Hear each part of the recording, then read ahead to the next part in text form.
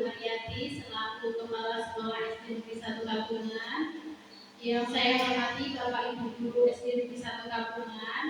Terima kasih sudah meluangkan waktunya untuk berkumpul di ruang kelas 2 ini dalam acara penyampaian tentang budaya positif, atau saya ingin memberikan sedikit pencerahan atau sedikit menyebarkan pemahaman dan penerapan pengalaman budaya positif yang saya lakukan di pendidikan guru penggerak itu. Baik, langsung saja nih Bapak Ibu. Ya, yang pertama yaitu tujuan pendidikan. Tujuan dari pendidikan ini menurut Ki Hajar Dewantara itu adalah menuntut segala kodrat yang ada pada anak agar mereka mencapai keselamatan dan kebahagiaan yang setinggi-tingginya, baik sebagai manusia maupun sebagai anggota masyarakat. Oleh sebab itu, pendidikan hanya dapat menuntut tumbuhnya kekuatan kodrat pada anak agar memperbaiki tingkah lakunya. Nah, pada dasarnya kita sebagai seorang guru itu hanya bisa menuntut, bukan merubah kodrat anak. Ki Hajar Dewantara itu mengibaratkan kita itu sebagai petani. Jadi bukan lagi kalau kita menanam jagung terus merubah anak untuk menjadi padi, itu tidak. Tapi kita menuntut tumbuh kembangnya anak, seperti itu.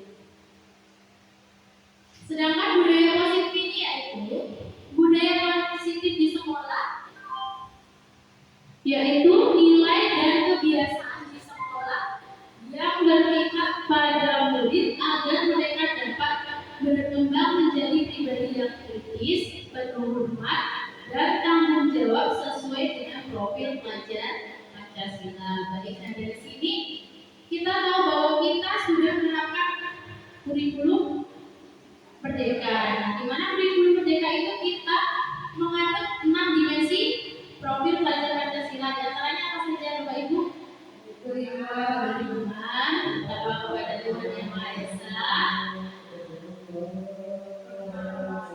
belajar Pancasila, beriman dan bertakwa pada Tuhan Yang Esa, dan berakhlak mulia, berkebinekaan global, gotong royong mandiri, kreatif dan bernalar kritis. Itu merupakan 6 dimensi pelajar profil pelajar Pancasila yang harus kita kembangkan pada anak-anak didik kita. Baik, lanjut. Konsep utama budaya positif yaitu perubahan paradigma belajar, kemudian disiplin positif, kebutuhan dasar manusia, motivasi perilaku manusia, restitusi dan posisi kontrol kita sebagai guru, keyakinan kelas dan segitiga restitusi. Baik. Yang pertama dulu, perubahan paradigma belajar dalam membangun budaya positif sekolah dapat menyediakan lingkungan yang positif, aman dan nyaman agar siswa mampu berpikir, bertindak dan mencipta dengan merdeka, mandiri, bertanggung jawab. Dalam hal ini sikap disiplin sangat berkaitan dengan kontrol guru terhadap siswa. Next yaitu disiplin positif sendiri itu adalah suatu pendekatan untuk menerapkan disiplin dari dalam diri anak tanpa hukuman dan hadiah. Disiplin positif perlu diterapkan baik dalam lingkungan keluarga maupun lingkungan sekolah. Dengan menerapkan disiplin positif diharapkan tindak kekerasan dapat dihindari. Nah, baik, dari sini ternyata kita sebagai guru itu memberikan hukuman itu adalah suatu alternatif terakhir bagi anak didik kita. Walaupun pada kenyataannya kita masih menggunakan hukuman sebagai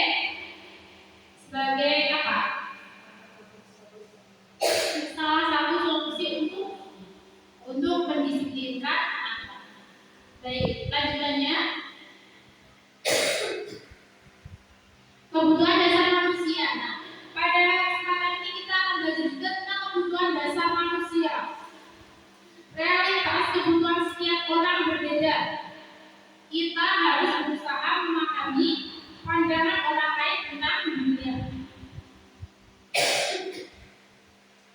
Setiap orang memiliki gambaran yang berbeda.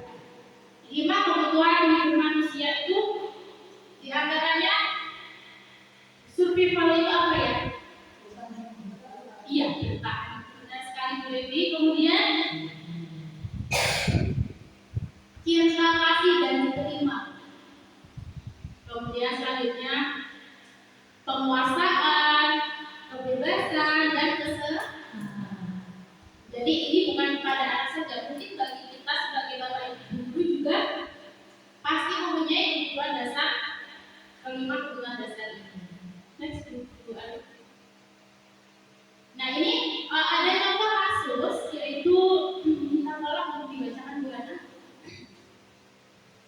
Ibu Ria guru pelajaran di SD Permai sedang bingung menghadapi kelas salah satu murid di kelas bernama Agus. Beberapa anak telah datang dan mengeluhkan Agus yang seringkali meminta pertolongan siang mereka dengan paksa. Jika Anda menghadapi situasi seperti Ria, apa yang akan Anda lakukan? Menurut Anda, kira-kira apa alasan Agus melakukan hal itu?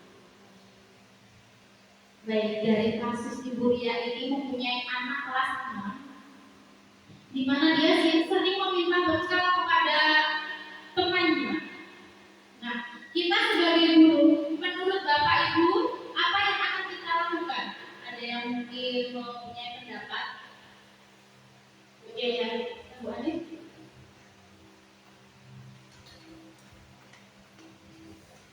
Baik, terima kasih atas waktunya Bu Dwi. Saya akan mengungkapkan pendapat saya mengenai kasus Agus ini. Mungkin kalau saya sebagai ibu dia, saya akan berdiskusi dengan Agus, menanyakan alasannya apa, Agus kenapa mengambil makanan teman-temannya. Mungkin langkah pertama yang akan saya lakukan berdiskusi. Baik, terima kasih pendapat Bu Ani ini. Hebat sekali Bu Ani.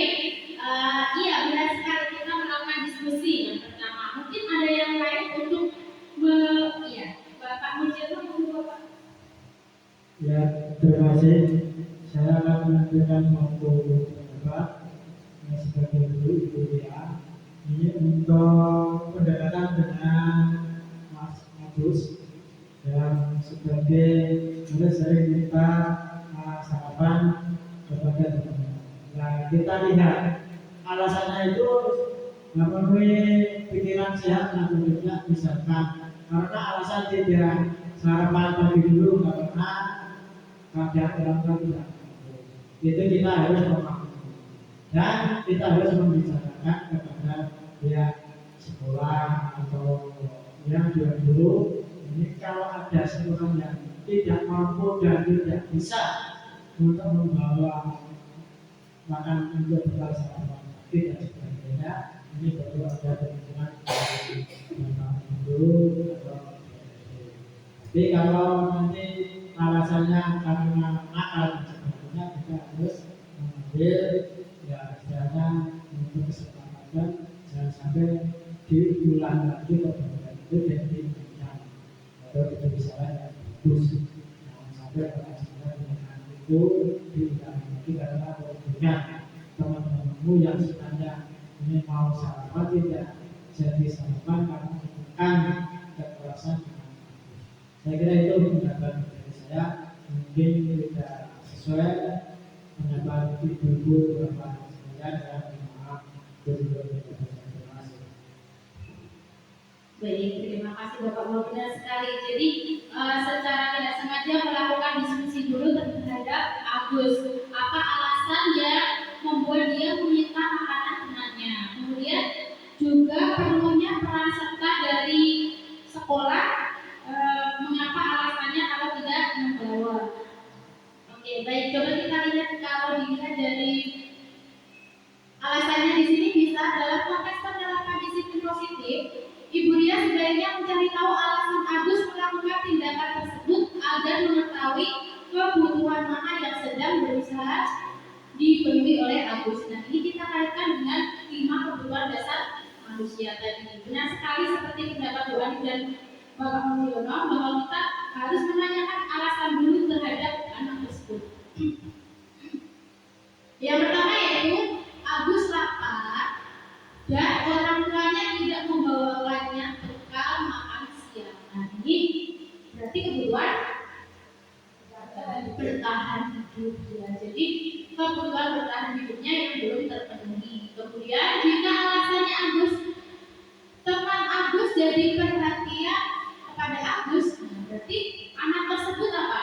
Si Agus itu membutuhkan cinta atau kasih sayang, perhatian dari teman-temannya seperti itu, karena mungkin di rumahnya si Agus belum mendapatkan kasih sayang.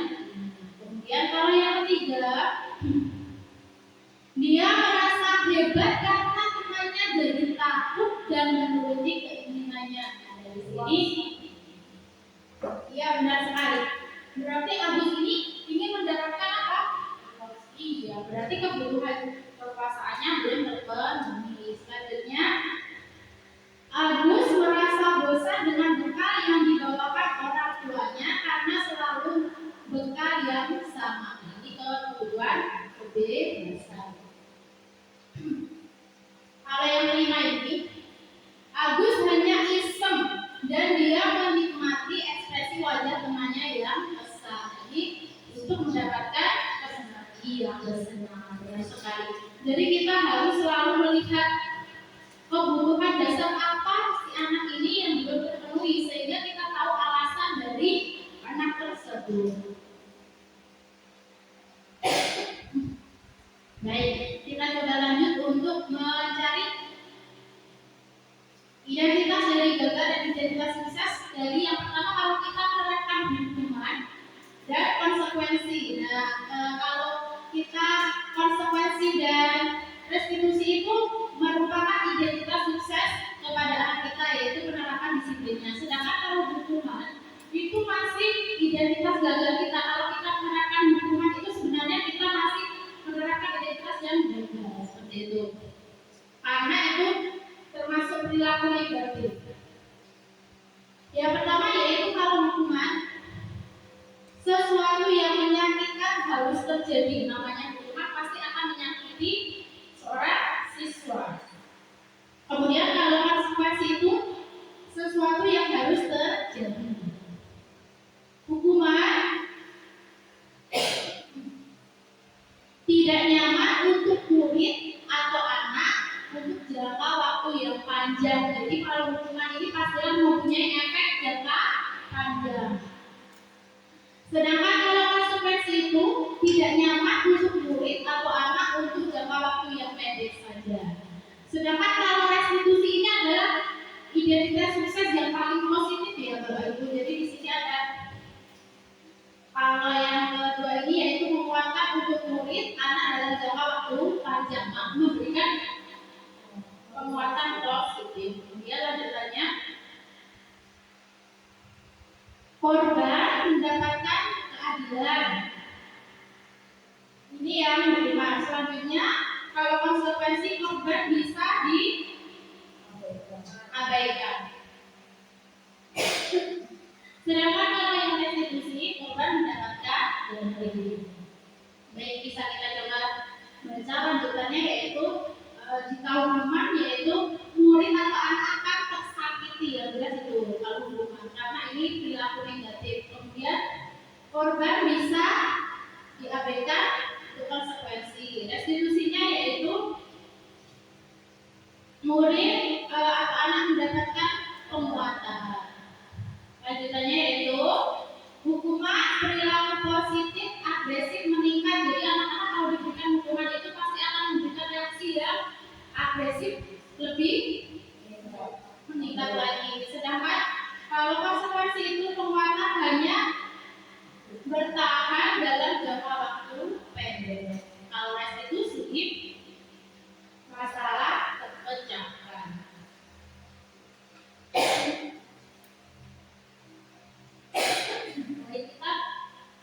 Kita mau coba untuk mari kita berlatih menentukan apakah ini hukuman atau konsekuensi. Dari masalah yang pertama, minta tolong Bu Dewi untuk. Terima kasih Bu. Yang pertama, lari mengelilingi lapangan basket 2 kali karena terlambat hadir di sekolah. Menurut saya itu hukuman.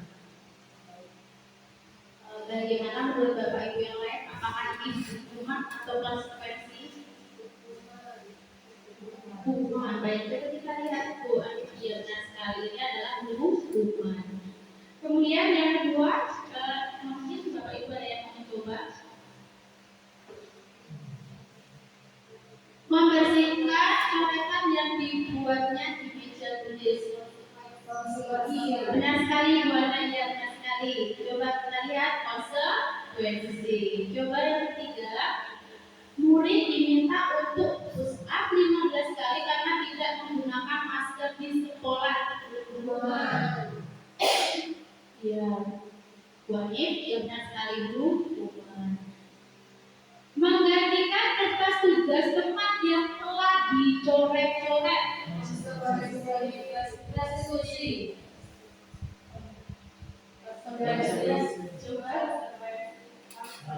Konsekuensi, ya itu termasuk konsekuensi. Lanjut, berjemur di lapangan basket pukul 12 siang karena mengobrol dengan teman. Coba Bu Adi, nah sekali itu adalah sedangkan murid diminta bertelanjang kaki sepanjang hari karena tidak menggunakan sepatu warna hitam sesuai peraturan sekolah. Ini sekali itu adalah hukuman. Yang terakhir, berdiri di depan kelas sambil mengangkat kaki satu karena tidak bisa menjawab pertanyaan. Iya, benar sekali hukuman. Baik, dari sini kita lihat bahwa kita mengetahui bahwa itu yang mana yang disebut konsekuensi, mana yang disebut sebagai hukuman. Baiknya kita lebih baik menerapkan hukuman atau konsekuensi? Konsekuensi. Kalau konsekuensi sama restitusi lebih baik mana, Dik? Restitusi. Nah, sekali. Kita lanjut ke restitusi atau posisi kontrol guru. Di sini ada 5 posisi kontrol sebagai guru. Yang pertama yaitu penghukum, pembuat merasa bersalah, teman, pemantau, dan juga manajer. Dari sini kita mau belajar. Mungkin kita di sekolah kita itu sudah di posisi kontrol seperti apa? Nah, kita coba lihat.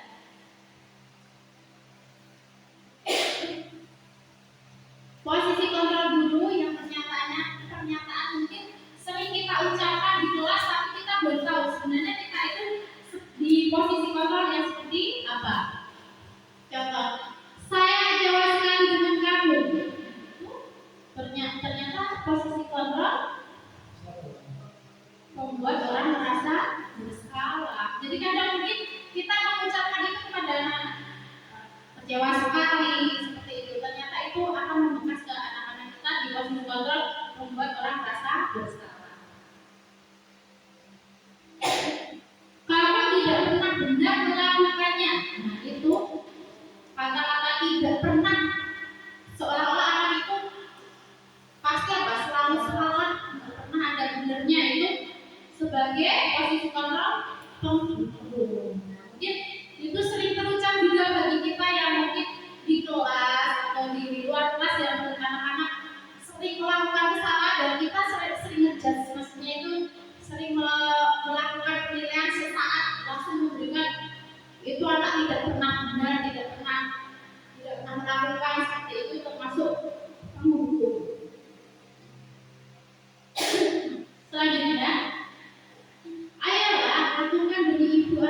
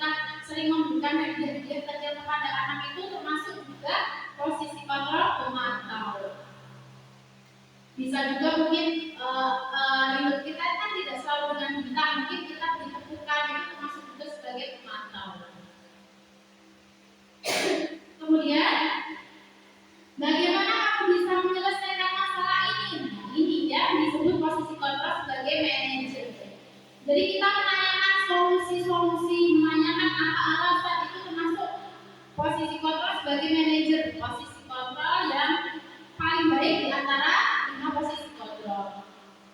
Kemudian kamu selalu yang paling terakhir. Kata-kata kamu selalu yang paling terakhir itu kan seolah-olah memberikan pikiran yang selalu negatif kepada anaknya, itu termasuk posisi kontrol pengguru. Nah, pada ini posisi kontrol guru. Nah, pada slide ini menjelaskan bahwa posisi kontrol paling kiri yaitu penghubung. Nah, ini posisi kontrol yang harusnya dihindari kita sebagai seorang guru. Baiknya mungkin sebagai teman, pemantau, dan manajer. Sedangkan membuat merasa bersalah ini juga ternyata hal yang harusnya sebenarnya kita hindari. Mungkin secara tidak sengaja kita mengatakannya itu seolah-olah tidak menyakiti fisik. Kalau hukuman itu lebih ke fisik ya mungkin. Kalau di membuat merasa bersalah ini kadang itu malah membuat rasa anak jadi perasaan yang serang seperti itu. Contohnya menghakimi, terus menunjuk-nunjuk, menyakiti, menyindir, itu termasuk hukuman. Kemudian membuat merasa bersalah itu seharusnya kecewa, itu termasuk membuat merasa bersalah. Sedangkan kalau teman memberikan alasan-alasan untuk muridnya, itu biasanya kita menggunakan bahasa yang lebih baik diterima anak seperti itu. Kemudian jika pemantau ini guru berbuat menghitung dan mengukur seperti itu. Kemudian kalau manajer ini yaitu mengajukan pertanyaan-pertanyaan, jadi menanyakan alasan-alasan kepada peserta didik, kepada murid-muridnya. Itu. Kemudian guru biasanya berkata, kalau kamu tidak melakukannya, awas ya, rasakan. Itu seperti ancaman. Itu masuk bab hukum. Kemudian kalau membuat merasa bersalah itu kamu seharusnya sudah tahu ibu lelah sekali mengatakannya, ibu stres. Bukan kita itu kadang itu mengatakan kepada diam dulu, ibu kalau mau memberi penjelasan mohon diperhatikan, ibu jadi stres. Itu termasuk membuat merasa bersalah kepada peserta didik. Kalau teman, ayolah lakukan diri ibu. Nah, seperti itu. Seperti kita itu kadang itu berkomunikasi kepada anak dengan seperti menganggap seperti teman, seperti itu. Kemudian masa kamu tidak mau ingat tidak ibu pernah bantu, maksudnya mengingat-ingat kebaikan dari kita yang kita berikan kepada peserta didik kita. Kalau memantau, apa peraturannya? Jadi menanyakan lagi peraturan, mungkin keyakinan kelas yang kita buat itu ditanyakan lagi apa peraturannya. Kamu tidak memakai sepatu seumpama Senin, anak-anak tidak memakai seragam lengkap, terus apa peraturannya kalau mengikuti upacara seperti itu? Itu pemantau. Kemudian kalau manajer itu apa yang kita yakini, apa yang bisa kamu kerjakan untuk memperbaiki masalah ini. Jadi kita menanyakan alasannya. Intinya kalau manajer itu kita menanyakan alasan kepada peserta. Next.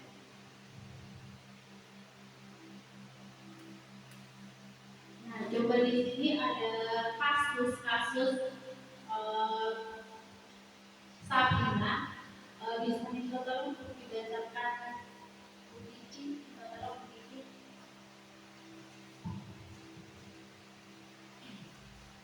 Untuk kasus pertama, Sabrina hari itu bangun terlambat dan terburu-buru sampai di sekolah.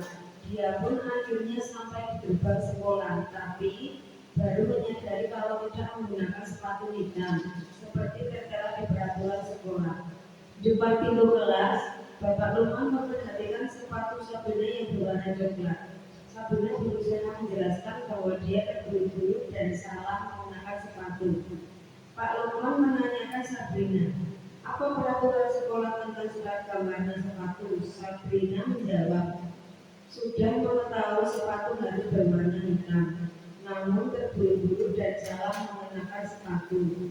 Selain tidak mungkin kembali pulang karena rumahnya jauh sekali, Pak Lukman tetap bersikeras pada peraturan yang berlaku dan mengatakan, ya sudah, kamu sudah melanggar peraturan sekolah, kamu salah, sudah terlambat, salah pula warna sepatunya. Segera buka sepatumu kalau tidak bisa menggunakan warna sepatu sesuai peraturan. Sabrina meminta maaf dan memohon kepada Pak Lukman agar tetap dapat menggunakan sepatunya dan berjanji tidak akan mengulang kesalahannya. Namun Pak Lukman tidak mau tahu. Tidak, kamu telah melanggar peraturan sekolah. Kalau tidak sanggup ambil sepatu di rumah atau diantarkan sepatu ke sekolah, ya sudah, kamu tidak bersepatu saja seharian di sekolah. Sekarang copot sepatumu dan silakan belajar tanpa sepatu seharian. Sabrina pun dengan berat hati mencopot sepatu dan memberikannya kepada Pak Lukman. Seharian dia tidak berani berkeliling sekolah karena malu dan lebih banyak berdiam diri di kelas tanpa alas sepatu. Terima kasih Bu Kiki. Benar sekali dari kasus satu ini, Sabrina yang diberi teguran sama Pak Lukman. Menurut Bapak Ibu, ini Pak Lukman itu sudah menerapkan posisi kontrol sebagai apa ya? Bu Dewi, ya. Penghukum, ada pendapat lain yang mungkin? Penghukum. Alasannya apa kira-kira Bu Dewi kalau itu disebut penghukum?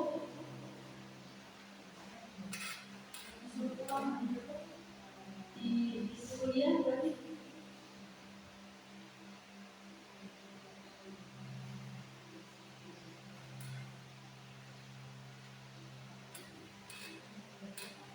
Iya.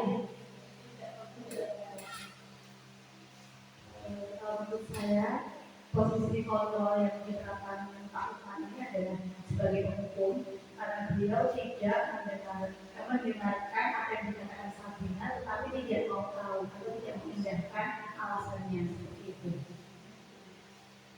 Benar sekali begitu. Jadi apa tidak menanyakan terlebih dahulu, tidak melakukan diskusi terlebih dahulu, tidak menerima pendapat dari Sabrina. Benar sekali. Selain itu, hukumannya itu apa tadi? Sepatunya dilepas dia. Sedangkan dalam seharian itu telanjang kaki. Nah itu membuat si Sabrina ini menjadi sakit hati, kemudian malu, sehingga dia merasa tidak dihargai sebagai peserta didik, tidak dihargai dan tidak diterima pendapatnya, alasannya apa seperti itu. Benar sekali Bu Dewi, terima kasih Bu Dewi. Lanjut kasus yang kedua. Ada yang berkenan untuk membacakan kasus kedua? Terima kasih Dewi. Kasus yang kedua, Anto dan Dino sedang bermain bersama di lapangan basket dan tiba-tiba terlibat dalam sebuah pertengkaran adu mulut. Dino pun menjadi emosi dan mengadakan kontak fisik, menarik kemeja Anto dengan kasar sampai 3 kakinya terlepas. Pada saat itu, guru piket langsung melerai mereka dan membawa mereka ke ruang kepala sekolah. Ibu Suti sebagai kepala sekolah berupaya menenangkan keduanya, terutama Dino. Dino, sepertinya kamu saat ini sedang marah sekali. Mendengar itu, Dino pun mengalir bercerita tentang kesalahan hatinya. Ibu Suti pun melanjutkan bahwa membuat kesalahan adalah hal yang manusiawi dan bahwa mempertahankan diri adalah hal yang penting. Namun meminta Dino memikirkan cara lain yang mungkin lebih efektif karena saat ini Dino berada di ruang kepala sekolah. Ibu Suti melanjutkan bertanya tentang keyakinan sekolah yang disepakati, serta apakah Dino bersedia memperbaiki kesalahan yang telah dilakukan kepada Anto. Dino pun akhirnya perlahan mengangguk. Kemudian Ibu Suti balik bertanya kepada Anto, hal apa yang bisa dilakukan Dino untuk memperbaiki masalah? Atau menjawab, saya perlu kancing saya diperbaiki Bu. Ibu saya akan sangat marah kalau melihat kancing baju saya sampai copot 3 kaki begini. Ibu Suti pun kembali bertanya ke Dino, apakah yang akan dia lakukan untuk menggantikan 3 kancing Anto yang terlepas. Dino berpikir sejenak, namun menjawab, wah tidak tahu Bu, saya hanya kembali mungkin ya Bu. Ibu Suti berpikir sebentar dan menanggapi, kalau Gilen akan mudah terlepas kembali Dino. Bagaimana kalau kamu menjahitkan saja? Bersediakah kamu? Dino tampak ragu-ragu dan menanggapi, menjahit? Mana saya tahu bagaimana menjahit Bu. Ibu Suti meneruskan, apakah kamu bersedia belajar menjahit? Dino berpikir sejenak, memandang meja Anto dan menanggapinya. Yang mengajari saya siapa Bu? Dengan cepat Ibu Suti menjawab, Pak Irfan, guru tata busana. Dino kembali diam sejenak, memandang pekerja Anto yang tanpa kancing. Akhirnya Dino mengangguk tanpa menyetujui dan sepanjang siang itu Dino belajar menjahit dan memperbaiki kemeja Anto. Terakhir kali terlihat kedua anak laki-laki tersebut, Dino dan Anto, pada jam pulang sekolah. Mereka sudah bercengkrama dan bersenda gurau kembali. Terima kasih Bu Dewi, panjang sekali kasus yang kedua ini. Jadi menceritakan tentang Dino, Anto, dan Ibu Suti sebagai kepala sekolah. Nah, menurut Bapak Ibu, posisi kontrol apa yang dilakukan Ibu Suti sebagai kepala sekolah ini? Ya, restitusi dia sudah menerapkan segitiga restitusi. Posisi kontrolnya manajer, benar sekali. Karena dari sini Ibu Suti itu memberikan kesempatan menanyakan alasan kepada si Dino. Ya, karena Dino tadi melepaskan kancing Anto. Dari situ Bu Suti juga mencarikan solusi, menanyakan solusi yang baik untuk menyelesaikan masalah yang dialami Anto sama Dino. Nah, benar sekali. Jadi baiknya kita sebagai seorang guru itu menerapkan posisi kontrol sebagai manajer. Nah, dari sini kita belajar sekali bahwa seorang guru itu terkadang kita lebih menyalahkan anak atau langsung mencarikan solusi, tapi baiknya kita menanyakan solusi dulu kepada anak, alasan dan solusi dia ditemukan anak tersebut. Kita sebagai guru mengarahkan. Tadi dia berpendapat kancing baju dilem. Nah, bagi dia itu kan mungkin dilem itu sudah bagus ya, maksudnya menempelkan lagi. Tapi kita sebagai guru juga, oh itu lem itu nanti bisa copot lagi, jadi baiknya dijahit. Nah, si anak ini juga menanyakan, kalau menjahit gimana saya bisa Bu? Kemudian dia diberikan jawaban sama Bu Suti, memberikan solusi bagaimana kalau nanti belajar menjahit kepada Pak Irfan, si guru seni busana. Seni tata busana. Jadi di situ nanti diajarkan lagi sama Pak Irfan untuk cara memasang kancing seperti itu. Baiknya seperti itu ya Bapak Ibu. Ya, kita lanjut. Keyakinan kelas. Keyakinan kelas adalah nilai-nilai kebajikan atau prinsip-prinsip universal yang disepakati bersama secara universal, lepas dari perbedaan agama, suku, negara, dan bahasa. Menurut Gossen 1998, sesuatu keyakinan akan lebih memotivasi seseorang dari dalam atau dari intrinsik. Seseorang akan lebih bersemangat untuk menjalankan keyakinannya daripada hanya sekedar mengikuti peraturan. Nah, dari sini terkadang kita sebagai bapak guru, makanya sekarang dibiasakan anak-anak di setiap kelas itu pasti mempunyai suatu keyakinan kelas.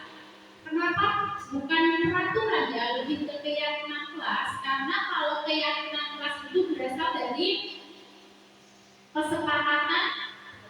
kesepakatan siswa yang diyakini oleh siswa tersebut, bukan serta-merta yang dibuat oleh seorang guru. Seperti itu.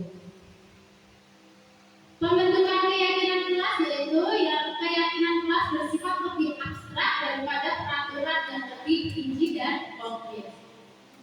Keyakinan kelas berupa pernyataan universal. Pernyataan keyakinan kelas dibuat dalam bentuk positif. Keyakinan kelas hendaknya tidak terlalu banyak sehingga mudah diingat dan dipahami. Keyakinan kelas sebaiknya sesuatu yang dapat diterapkan di lingkungan tersebut. Semua warga kelas ikut berkontribusi dalam pembuatan keyakinan kelas lewat kegiatan surat pendapat.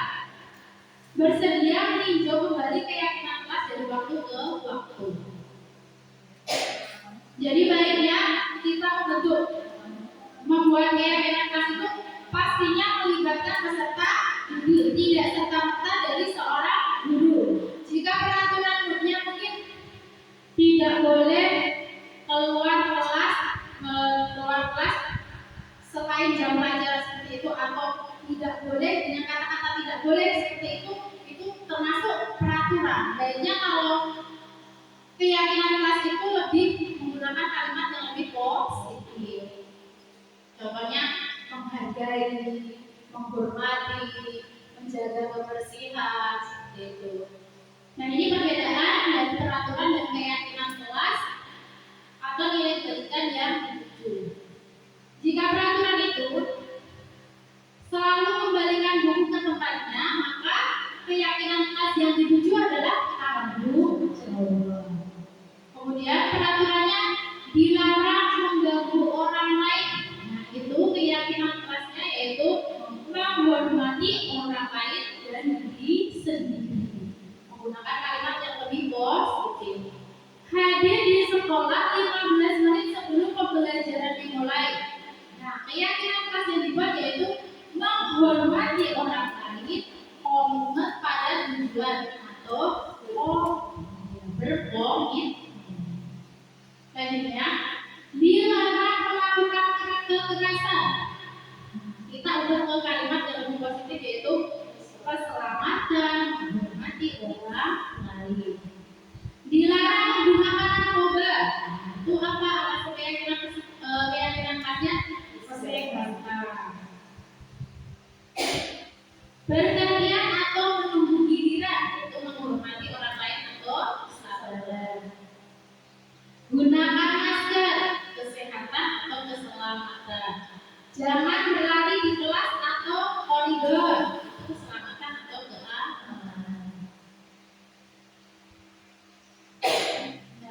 Segitiga restitusi yaitu proses menciptakan kondisi bagi murid untuk memperbaiki kesalahan mereka sehingga mereka bisa kembali pada kelompok mereka dengan karakter yang lebih kuat. Melalui restitusi, guru dapat yang pertama membantu murid menjadi lebih memiliki tujuan, disiplin positif, serta memulihkan dirinya setelah berbuat salah. Jadi di sini itu penerapan segitiga restitusi itu tidak serta-merta anak berbuat salah itu disalahkan, tapi kita harus mengetahui alasannya, kemudian mencarikan solusinya seperti itu. Membantu murid untuk jujur pada diri sendiri dan mengevaluasi dampak dari kesalahan yang dilakukan, dan memberikan penawaran bukan paksaan. Dari segitiga restitusi itu kita melakukan penawaran kepada peserta didik dengan solusi-solusi yang ditawarkan, bukan serta-merta kita yang mencarikan solusi dan anak yang melakukan seperti itu.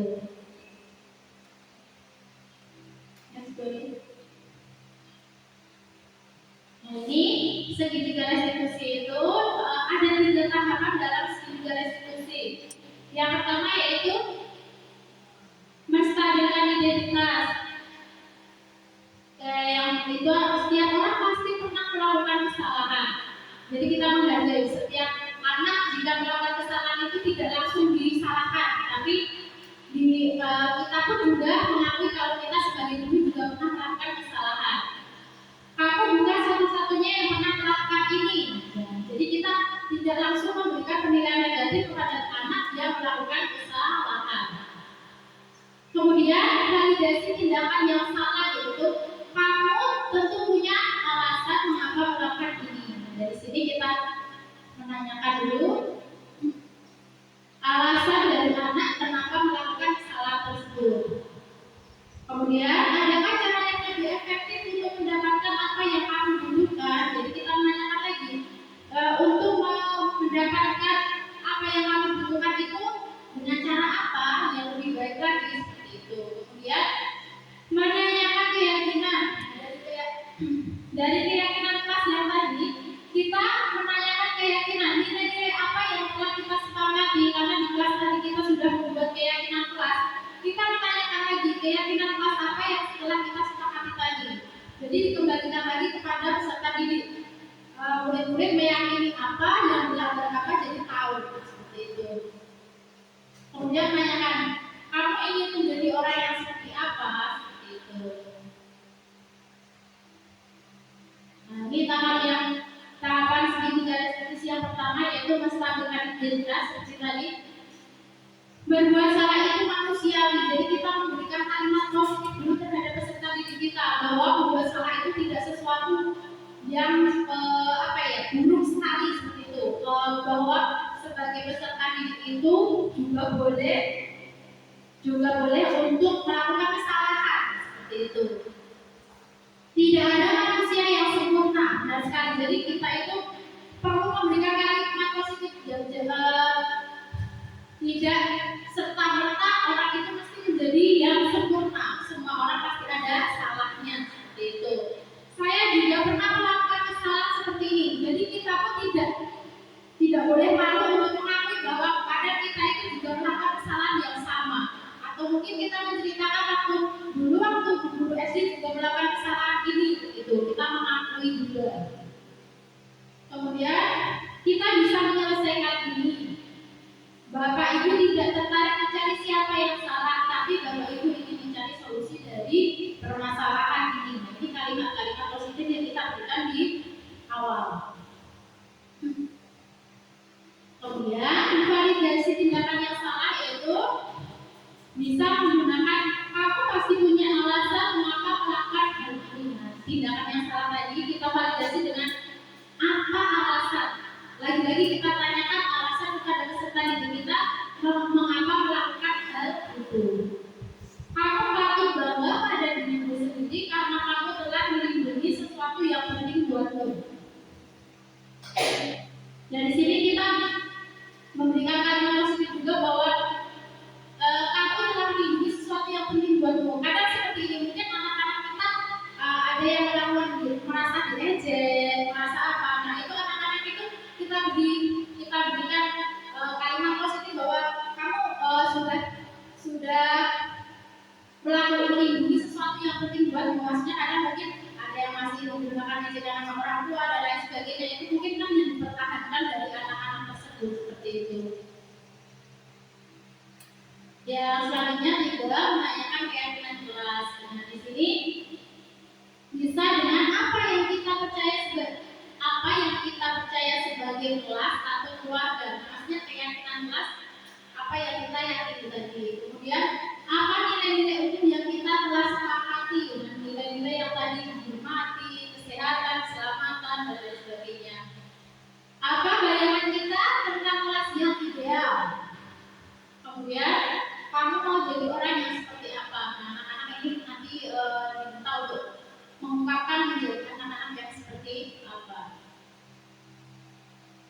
Nah, di sini ada kasus di kelas 4. Ini disclaimer aja karena ini sebenarnya tidak ada kasus yang dibuat oleh siswa. Seperti itu yang ini Alvaro dan Hibah tidak memperhatikan saat temannya presentasi di depan kelas dan merasa asik untuk ngobrol berdua. Ini yang saya lakukan.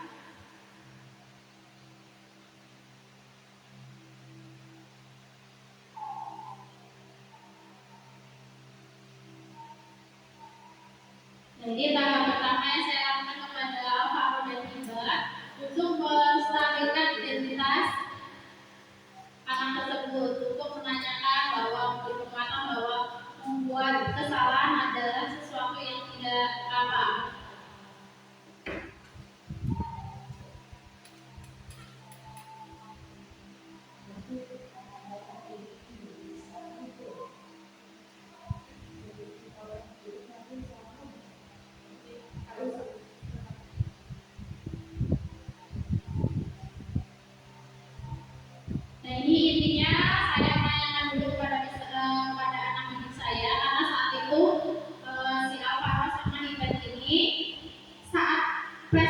itu tidak memperhatikan, tidak menghormati temannya yang sedang melakukan presentasi. Nah, di sini saya memanggil Iwan dan Alvaro untuk menghadap saya menanyakan dulu kenapa kamu tadi tidak memperhatikan.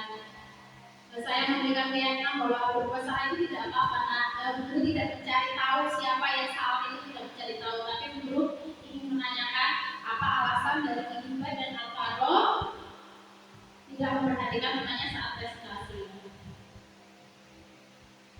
Nah, di sini si Iban dan Alvaro itu bercerita kalau dia ini kejadiannya itu saat setelah kita melakukan bersami kemarin. Nah, mereka berdua itu ternyata asik bercerita tentang kegiatan bersami yang dilakukan waktu tanggal 10 ya, tanggal 11 itu. Nah, anak-anak bercerita kalau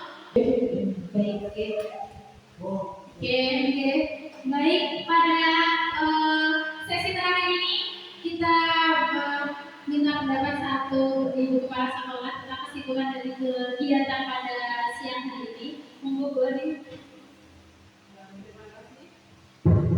Terima kasih Bu Dwi.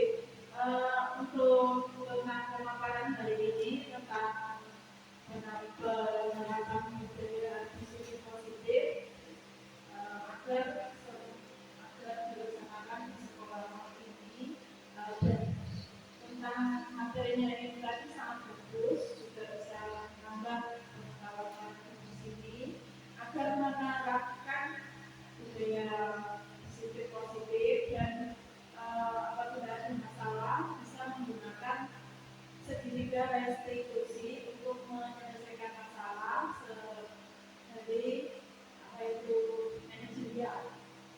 Jadi materi ini sangat bermanfaat sekali.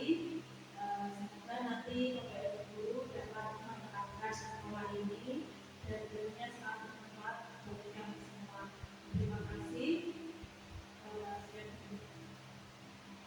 Baik, terima kasih Bu Ari selaku Kepala Sekolah Negeri 1 Gabungan. Benar sekali yang disampaikan Bu Ari bahwa kita sebagai seorang guru di sekolah haruslah menerapkan posisi kontrol sebagai manajer, dan kita sebaiknya untuk menyelesaikan kasus-kasus itu dengan menggunakan segitiga restitusi dan untuk menanyakan alasan kepada peserta didik dan juga mencari solusi bersama-sama kepada peserta didik. Tidak serta-merta kita sebagai seorang guru melakukan pemilihan satu sisi saja, tapi kita perlu untuk melakukan dua arah, yaitu peserta didik dan juga seorang guru. Seperti itu, mungkin itu saja yang dapat saya paparkan. Terima kasih atas waktu yang diberikan.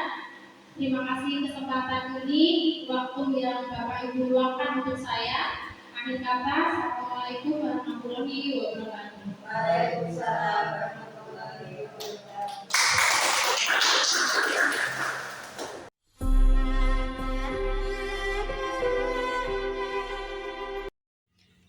Assalamualaikum warahmatullahi wabarakatuh. Saya Dewi Nur Fitriani, guru kelas 5 SD Negeri 1 Kapungan. Setelah mengikuti pemaparan dari Ibu Dwi Haryanti, saya sebagai guru akan berusaha untuk selalu menerapkan disiplin positif terhadap peserta didik saya. Kemudian akan berusaha menyelesaikan masalah yang dihadapi siswa-siswa saya menggunakan segitiga restitusi, dan saya akan selalu menerapkan posisi kontrol seorang guru, yaitu sebagai manajer di kelas. Demikian, terima kasih Ibu Dwi Haryanti. Semoga kedepannya saya menjadi guru yang lebih baik dengan materi yang saya terima di hari ini tadi. Wassalamualaikum warahmatullahi wabarakatuh.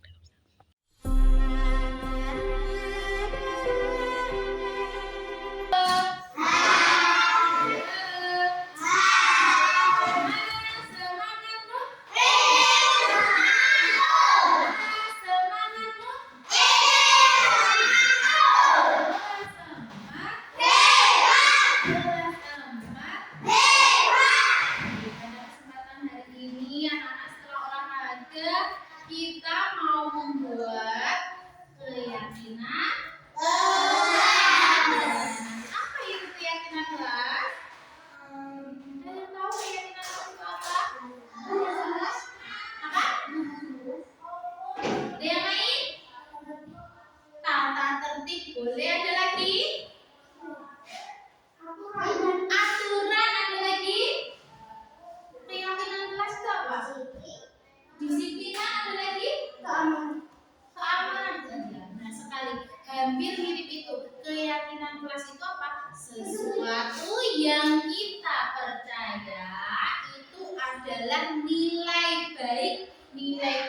membagikan yang kita harusnya lakukan.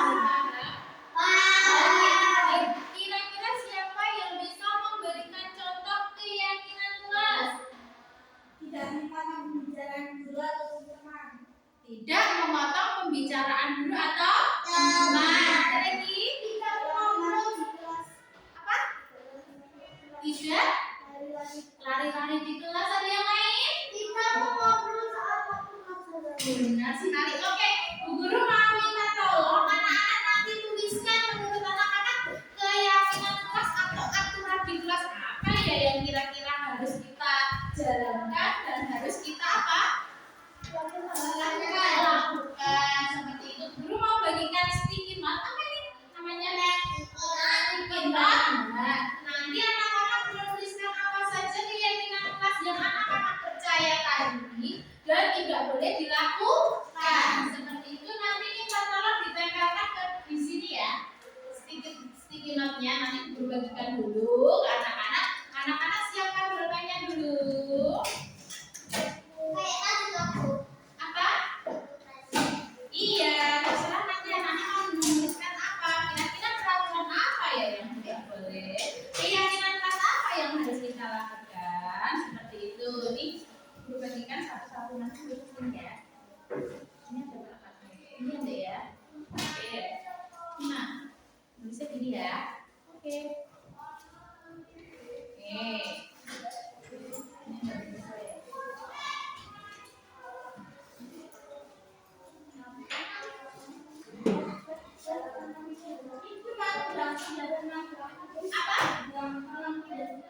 Iya, satu saja.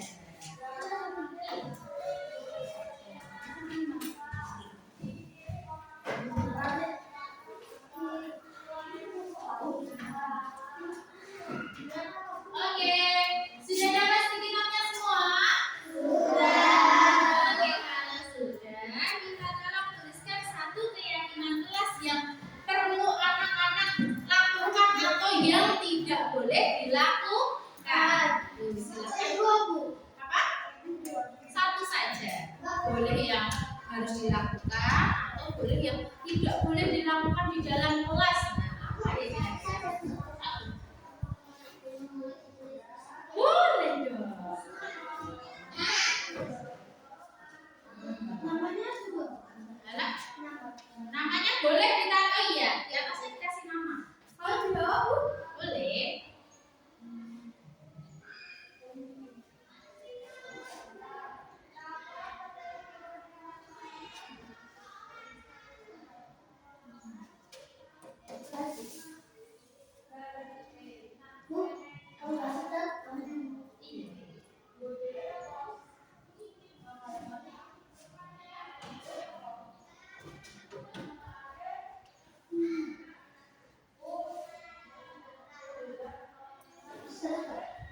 Seragam.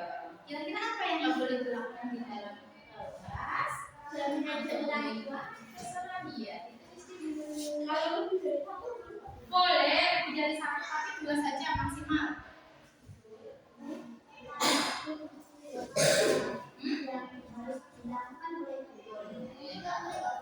Dua saja.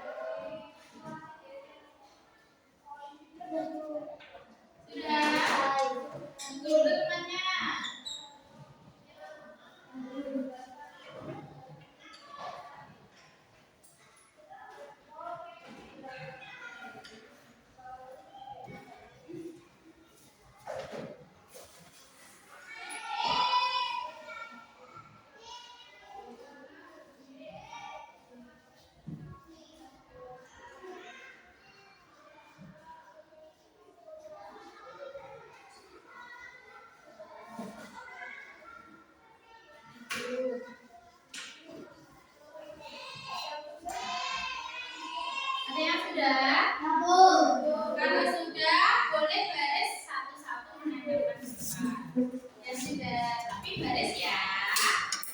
Ini buku depan dulu. Baris. Oke.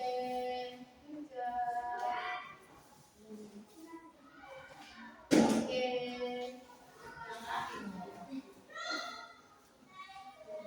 Kalau salah nulis buku enggak apa-apa. Jadi kita tadi bilang daerah.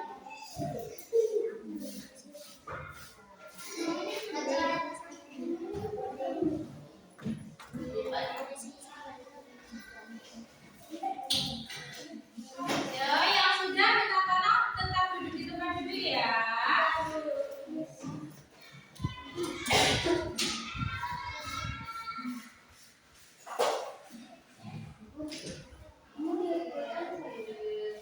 Itu di bawah.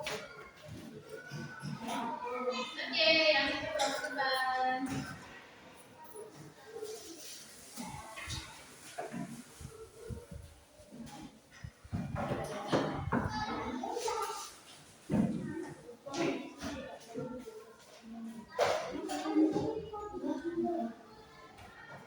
Ada lagi? Kurang satu orang. Iya.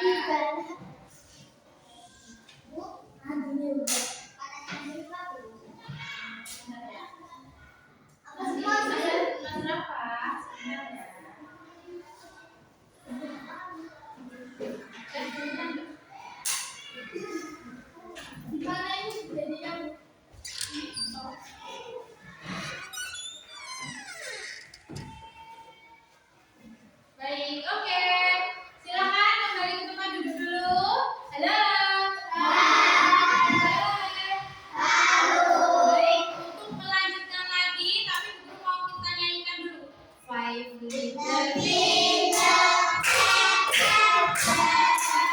four little finger, butterfly, three little finger, oh okay, two little finger, kiss kiss kiss, one little finger.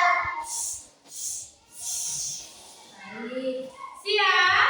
Oke, siap. Oke, baik. Guru mau coba membacakan apa saja keyakinan kelas yang anak-anak buat. Nanti kalau ada kalimat atau kata-katanya yang kurang tepat, kita perbaiki bersama-sama. Namanya keyakinan kelas itu kesepakatan siapa? Kelas. Keyakinan semua warga kelas. Harus dilakukan atau tidak nanti? Harus. Baik, yang perhatian ya Nak ya. Di sini ada yang berpendapat bahwa tidak boleh berlari dalam kelas saat jam pelajaran. Kira-kira boleh nggak berlari? Tidak boleh. Oke, kita lanjut terlebih dahulu ya. Yang kedua, tidak mengejek nama orang tua. Sekarang coba kita lihat dulu. Tidak berlari di dalam kelas saat jam pelajaran. Kalau kita ubah kata-katanya menjadi kalimat yang lebih positif, kira-kira gimana? Gimana? Iya, apa? Kira-kira apa? Tidak berlari-lari. Yang kata-katanya tidak ada tidaknya.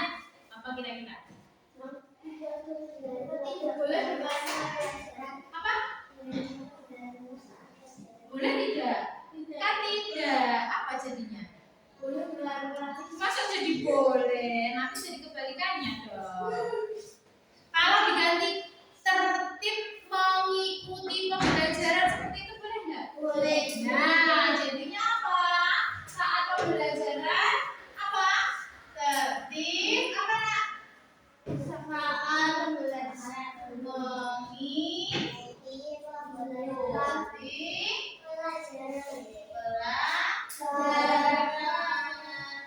Tertib, tidak berlari. Lanjut, tidak mengejek nama orang tua, tidak boleh berlari-lari di kelas ini sama tadi ya, tidak boleh berlari-lari. Berarti tidak mengejek orang tua kira-kira apa ya? Kata-kata yang lebih positif lagi. Apa?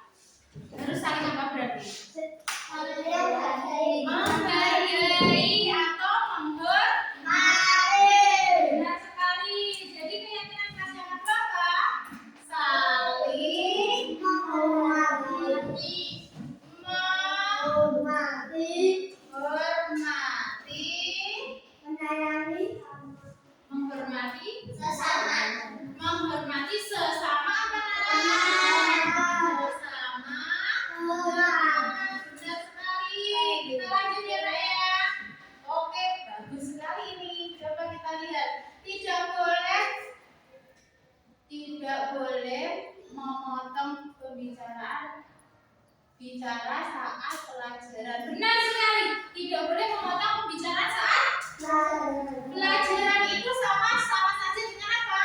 Saling menghormati sesama teman dan siapa berarti? Guru dan guru. Nah, yang lanjut lagi. Tidak boleh bicara saat pelajaran. Boleh, tapi bicaranya tentang pelajaran ya. Kita boleh nggak belajar apa itu ngobrol? Boleh, ngobrolnya tentang pelajaran tapi bukan ngobrol tentang yang lain. Oke, duduknya ya sekarang mau rapi dulu ya. Duduknya rapi dulu ya. Lanjut dulu nak. Harus memperhatikan guru saat menjelaskan. Saat guru menjelaskan kita harus mendengarkan. Benar sekali, itu berarti apa? Saling menghormati sesama teman dan guru. Masuk ke sini ya. Coba kita lihat lagi. Tidak boleh membuli, tidak boleh berlari-lari di kelas. Benar sekali itu tertib mengikuti pembelajaran. Lanjutnya ayo. Tidak boleh mengobrol di kelas, tidak boleh tidak memperhatikan guru. Intinya harus apa? Memperhatikan. Lanjut.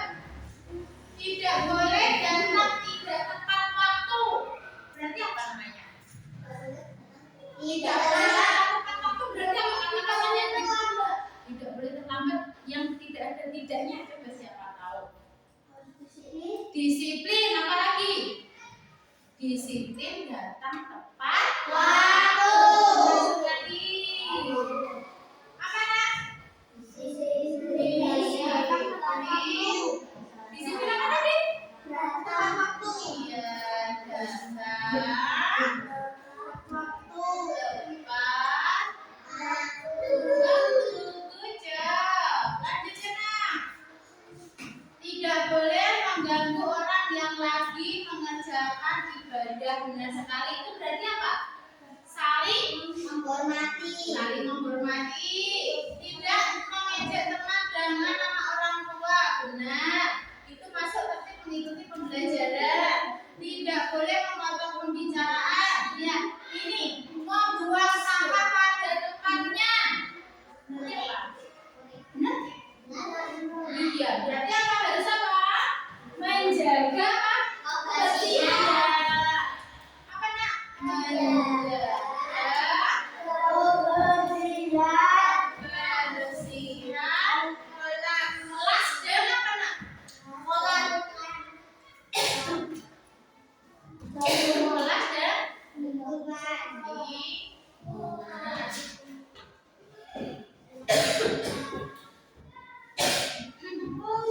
ya nak, lanjut lagi.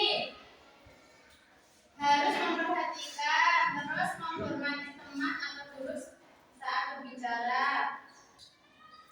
Memanggil teman dengan nama orang tua. Boleh tidak?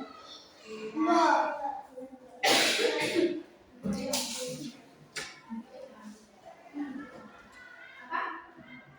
Tidak boleh. Berarti apa lagi? Apa lagi ya kira-kira keyakinan kelas kita? Disiplin, menghargai, menghormati.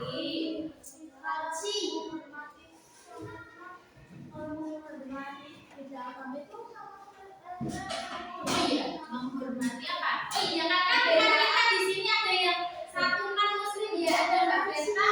Mbak Beta apa? Iya, Kristen. Sedangkan yang lain namanya apa? Jadi harus apa nak tadi? Saling menghormati. Toleransi. Betul. Toleransi. Apa nak? Toleransi apa? Ada teman yang tidak. Iya, toleransi.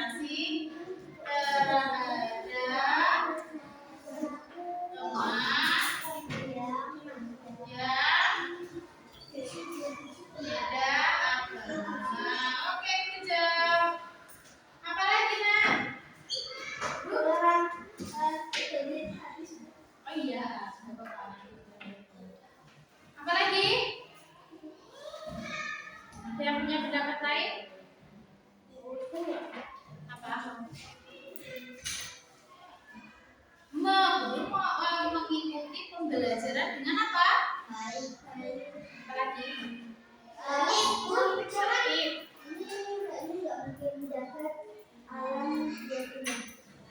Tidak. Ya, yang lain dulu. Apa lagi? Kira-kira PR tidak dikerjakan itu baik atau tidak? Iya. Iya. Iya, piket benar sekali. Berarti apa itu? Kalau piket berarti kaitannya apa? Melaksanakan apa? Piket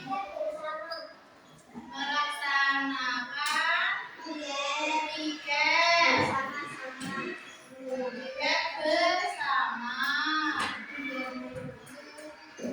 Oke, ada lagi, satu lagi Kak. Apa?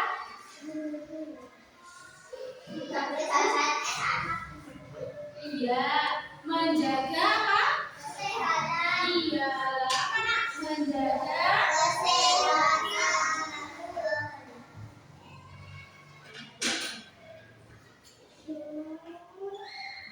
Ya oke, ini pilihan pas kita berapa ya? 1, 2, 3, 4, 5, 6, 7. Boleh baik, guru mau minta tolong Kalista cuma membacakan keyakinan kelas kita. Yang lain perhatikan ya.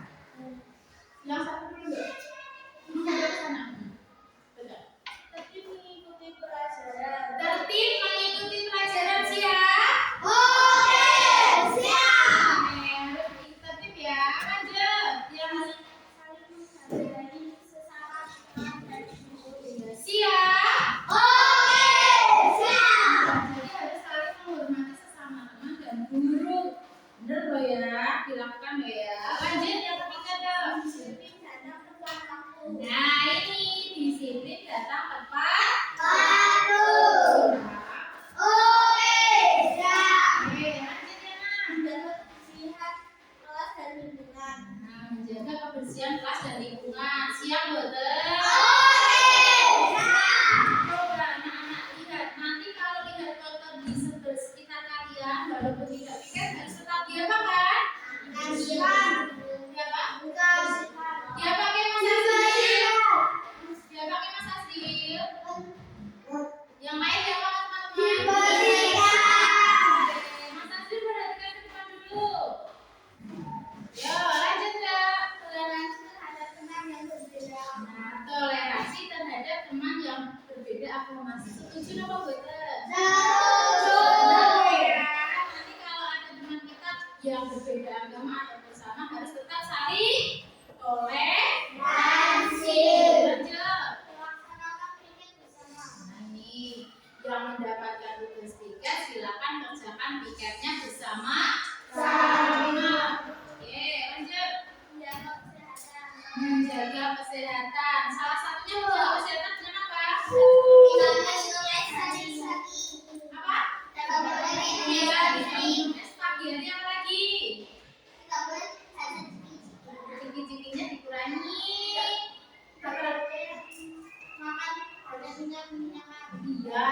betul. Apa maju?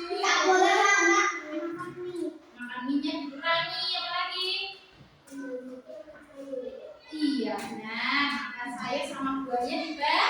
Nanti oke Kalista kembali ke tempat duduk dulu. Berikan salam.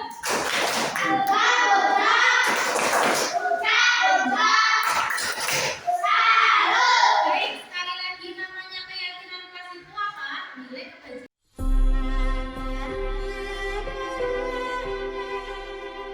Saya Kalista dari kelas 4. Saya dan teman-teman sudah membuat keyakinan kelas yang sudah disepakati oleh teman-teman. Saya senang melakukan keyakinan kelas. Saya Anggun dari kelas 4, saya dari SDN 1 Kapungan. Saya sudah membuat keyakinan kelas dan sudah disepakati oleh teman-teman. Saya senang melakukannya. Semangat! Saya Hibat dari kelas 4. Saya sudah membuat keyakinan kelas bersama teman-teman dan saya sangat senang melakukannya.